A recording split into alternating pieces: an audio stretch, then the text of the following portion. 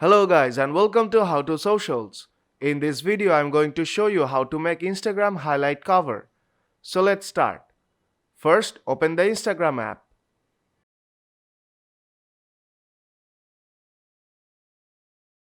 First, go to your profile from bottom right corner.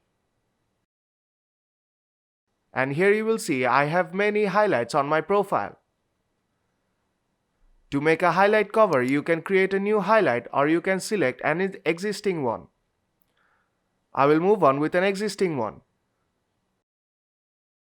Now long press on the highlight and then tap on Edit Highlight. Now tap on Edit Cover. You can easily select an image from the highlights, or if you tap on the image icon, then you can select an image from your gallery. Now I'll just quickly select an image. Then tap on the arrow icon on top right corner. Then tap Done on top right corner. And then tap Done again.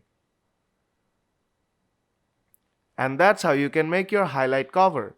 So if this video helped you out, then don't forget to leave a like. And see you in the next tutorial.